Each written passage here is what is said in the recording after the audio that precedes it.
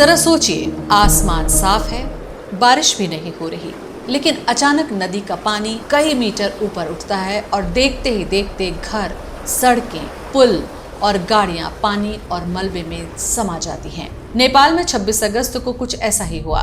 नेपाल तिब्बत सीमा के पास आई अचानक बाढ़ ने पूरे इलाके को हिला दिया।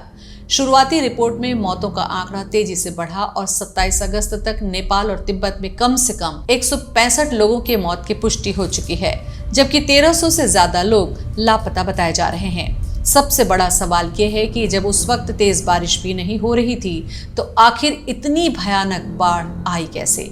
तो चलिए समझते हैं इस तबाही को। इस तबाही की शुरुआत नेपाल के गांवों से नहीं, बल्कि हजारों मीटर ऊपर हिमालय में हुई। विशेषज्ञ और सैटेलाइट तस्वीरों के अनुसार करीब 5200 मीटर की ऊंचाई पर ग्लेशियर का एक बड़ा हिस्सा टूटकर नीचे गिरा। बर्फ, चट्टान और मलबे का ये विशाल हिस्सा करीब 1200 मीटर नीचे घाटी में आ गिरा और नदी के रास्ते को कुछ समय के लिए रोक दिया।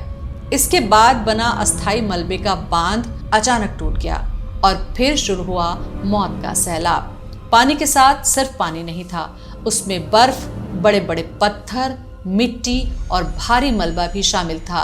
यही वजह थी कि ये बाढ़ सामान्य बाढ़ से कहीं ज्यादा विनाशकारी बन गई। इस बाढ़ का असर लेंडेखोला और भोटेकोशी नदी तंत्र में दिखाई दिया।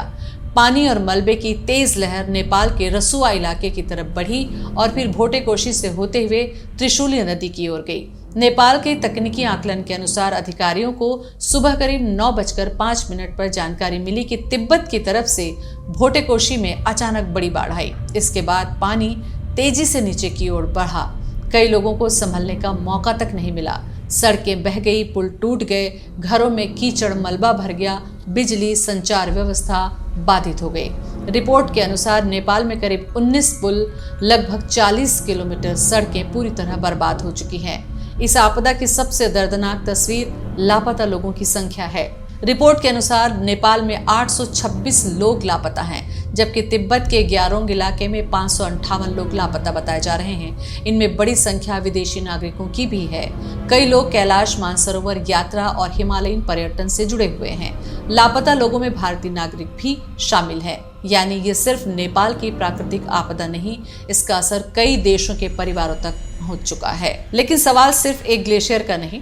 हिमालय दुनिया के सबसे संवेदनशील पर्वतीय क्षेत्रों में एक है। तापमान बढ़ने से ग्लेशियरों में बदलाव हो रहा है। विशेषज्ञों का कहना है कि गर्म होती जलवायु हिमालयी क्षेत्रों में ग्लेशियर और बर्फ से जुड़े खतरों को बढ़ा सकती है। ये नेपाल के लिए खतरा नया नहीं है। पिछले साल भी भोटेकोशी नदी में अचानक बाढ़ आई और इसकी तबाही में कई लोगों की मौत हुई थी। यही वजह है कि ऐसी घटनाओं में सिर्फ राहत और बचाव ही नहीं, बल्कि भारत, नेपाल, चीन के बीच बेहतर जल और आपदा सूचना साझा करने की व्यवस्था की नजर से भी बेहद महत्वपूर्ण है।